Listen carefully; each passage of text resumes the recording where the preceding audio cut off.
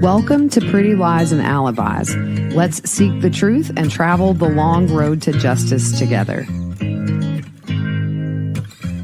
What you know, Alibis, welcome to another episode of Pretty Lies and Alibis. I'm Gigi. Good to have you here again. It's episode 2 on Wednesday.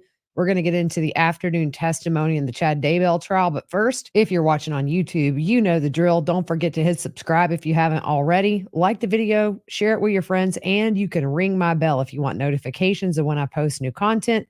Click the little bell icon. Music fact of the day. Initially, Celine Dion had no interest in singing her hit song, My Heart Will Go On. She decided to sing it after a music executive coaxed her into it. She went on to nail it in a single take, and the final track features her demo recording. Love me some Celine. After lunch, we continued with Detective Mattingly from Fremont County on the stand. He goes through the night Tammy Daybell died, and they decided not to respond based on what they were hearing from the coroner at the scene. He got involved in mid-December 2019 in the investigation into Tammy's death. The Fremont County Sheriff's Office got involved at the end of October or the beginning of November in the case. They go over all the conditions Chad told the coroner Tammy had. He looked at her medical and pharmacy records. She did have the pain meds for her wrist due to falling and also depression medication, but nothing in her medical record showed dizziness, fainting, seizures, low blood pressure, or anything Chad said she had. He talked to the deputy on the phone, and she gave him the details she knew at that time, and nothing suspicious was reported. He said Garth, Tammy, and Chad's son never spoke of any health concerns regarding his mother. He did try to talk to Emma Daybell about her mom, but she refused to talk to them. They looked into Tammy's life insurance policies, and she had two through 2 different companies. One was called Life Map. He reviewed the beneficiary statement, and then they show it on the screen.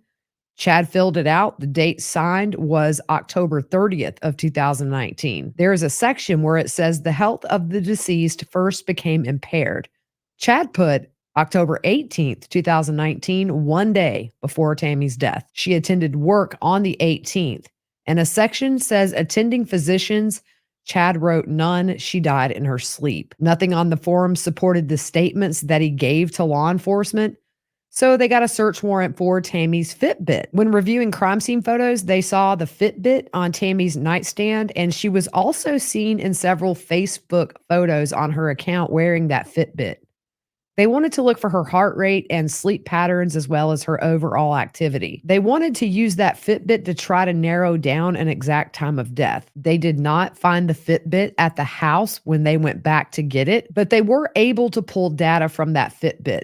It was tied to her Gmail account. The last sync date for that Fitbit was October 20th, 2019 at 8:29 p.m. That's one day after Tammy was killed. On the data, it showed a list of friends, which were 3 of her kids, Emma, Leah, and Seth. They looked at heart rate to determine a time she passed, but they were unable to get that information. The device was the base model, and that'll show what your current heart rate is, but it doesn't store it on that model. As far as sleep data, they couldn't determine much. It was very sparse. She just might not have worn it when she slept at night. For step counts, between January and October of 2019, she was taking at least 10,000 steps per day. Most months, she was mostly above average for her activity.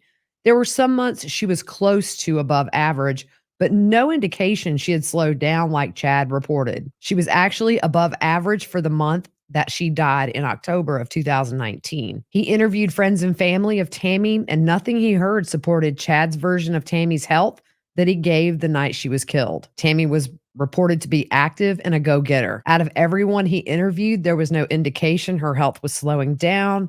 No seizures, no low blood pressure, and no fainting. They switched back to life insurance policies, and that second life insurance policy was for $300,000. The total amount of coverage for Tammy was $430,000, and that's what Chad eventually got. On cross, Pryor says, you reached out to speak to immediate family like Emma. What are the dates and times you reached out to talk to her? The witness doesn't have the dates. Pryor asks if he was recording when he tried to talk to Emma. He said he does have those recordings. The witness says he talked to her one time in the afternoon once school had let out, but he does not know the month. She didn't want to talk to him, and that was recorded by audio. He was not assigned to talk to Garth, and Pryor says your responsibility was to talk about the Fitbit to others. The witness explains the life insurance, the FBI was also in on talking to people about that. Emma's husband, Joseph Murray, refused to talk to investigators as well. Pryor asked when did they attempt to talk to him, and he said they split those assignments up so it wasn't all on him to try to talk to Tammy's immediate family. He did talk to Joseph Murray's parents, and he also talked to Tammy's sister Samantha and her husband Jason. Pryor asked if Tammy's sister and brother-in-law lived in close proximity to Tammy. The witness says no.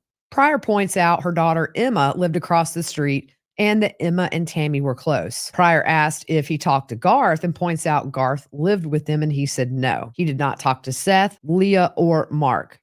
He said that wasn't his assignment. Pryor says nobody reached out, and the witness says we did. Then Pryor says, I guess we'll see, right? LifeMap Life Insurance says October 18th was the date of her first symptoms.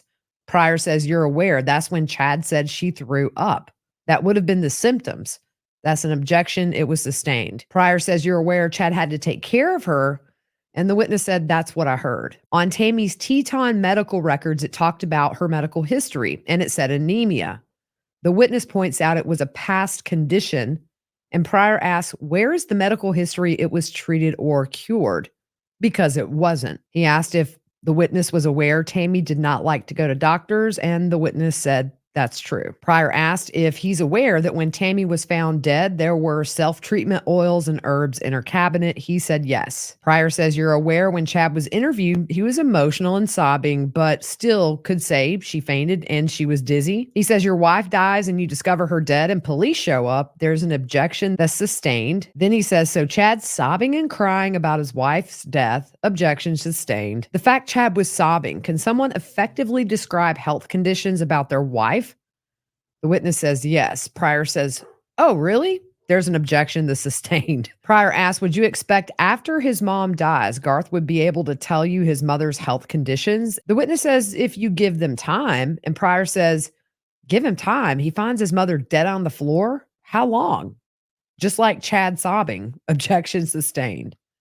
On the life insurance policy, the Promerica account for $300,000, Pryor points out that was established in 2002. And on that policy in 2002, they each had one for themselves with the other as the beneficiary. Pryor then moves on and says, can you tell me who was wearing the Fitbit for those months you showed? Pryor says, we don't know if it was Emma. You didn't talk to her. You don't know how it was used. And you're explaining to this jury, all you have are these numbers, but not who was using it or how. Then he says you talked to Joseph Murray's parents and you have insight into Tammy using the Fitbit. Are you aware there was a family competition about the Fitbit that Joseph's mother said she would go to bed at night? Objection sustained. You were able to determine certain people would go to bed at night being ahead on their Fitbit, and you learned that person was Charlene Murray, who is Joseph Murray's mother. The next morning, Charlene would find she was behind on the Fitbit race. Do you recall which family members were involved? And it was Joseph Murray's parents, Ed and Charlene, and Tammy. Pryor ends it with, Tammy didn't like to lose. He really was just indicating Tammy was cheating, and these numbers are not real. Throw stuff against the wall, see if it sticks. I don't think this jury's going to buy this for 1 second. On redirect, prosecutor Lindsay Blake, the boss lady, asked, did any of Chad's kids voluntarily come forward with information? The witness says, not one. She says you tried to talk to Emma about her mom's autopsy results in February of 2020. Was she willing to hear the results or talk to you or give any health information about her mom? The witness says no. She asked, where did Tammy not like going to the doctor come from? The witness says Chad and his children. The witness asks, so that's all you had to go on is what Chad and his kids said? The witness says yes. She asked where the information about the homeopathic remedies for Tammy came from? Chad and the kids. Prosecutor Blake points out Tammy's Fitbit was registered to her Gmail and seen in photos on her Facebook with her wearing it. Is there any reason to think she didn't wear it? The witness says no. Chad put on the life insurance papers. Tammy became sick on October 18th, 2019. It says, when did the health of the deceased first become impaired? Chad's response was October 18th, the very night Tammy was last alive. The next witness, Chief Deputy, former Detective Kaaiakamanu. We call him sharp dressed man there in Boise, always top of his game in the clothes department. He works for the Madison County Sheriff's Department, formerly with Fremont County Sheriff's Office for 18 years. He was on call October of 2019, the night Tammy Daybell died. He missed a call in the early morning hours. He had been called out earlier to assist Idaho Falls with an officer-involved shooting and didn't get home till around 4 or 4:30 that morning. We previously heard from Deputy Greenhall, who called about the unattended death. He would only respond to an unattended death if there was something suspicious. She did contact Detective Mattingly, who just got off the stand previously. He got involved in Tammy's death in March of 2020, and at that point, all of the other investigations were full force. Charles's murder, the attempt on Brandon, and also JJ Antilles. His main focus was the death of Tammy, and also it evolved into helping locate JJ Antilles. For the attempt on Tammy on October 9th, 2019, he reviewed police reports, dispatch, and 911 calls. They play the 911 calls from Joseph Murray and Tammy Daybell. I'm not going to play those again. You can hear them from yesterday, I believe, if you want. In the 911 call, the detective said at first she did refer to it as a paintball gun, but later describes it as a gun and then as a rifle. The prosecutor points out they found firearms in Alex Cox's townhome. They seized those weapons and photographed them. And they show a firearm on the screen that was seized, and it caught the attention of the detective. That is on the screen now if you're watching on YouTube. It could be seen as a paintball gun during the incident. The detective shot paintball guns all the time growing up. And on SWAT, they utilize paintball rifles very similar to AR-15s for their training. He also shot a lot of assault rifles growing up. Again, those were assigned to them on the SWAT team. The difference between what's on the screen and his gun is the caliber. The gun found in Alex's townhome uses a 6.5 Grendel, and his gun shot a .223 caliber. He uses a laser pointer and shows where the scope is on the top of the rifle. On a paintball gun, the hopper, that's the thing that holds the paintballs on a paintball gun. It's usually off to the side a bit, but in his experience, there are paintball guns that are really advanced that could be on the top or the side. He said these are made to look like assault rifles. Prosecution points out Alex Cox was Chad Daybell's brother-in-law. They start to go into Alex's Google searches for Homer J. Maximus. The detective focused on searches in the time surrounding the attempt on Tammy. He started looking October 8th and then the times after. Now, testimony ended here, but let me tell you, Alex Cox does a Google search on how to get an AR-15 to shoot in cold weather. And also, there's a search about a Grendel drop, meaning if you're shooting from a certain distance away, how much that projectile drops as it travels.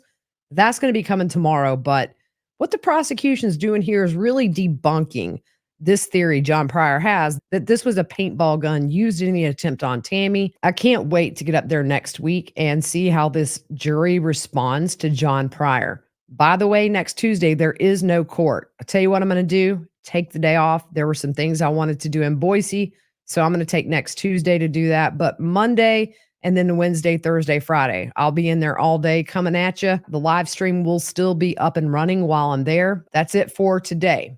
So hope you guys have a good rest of your evening, and we will see you tomorrow.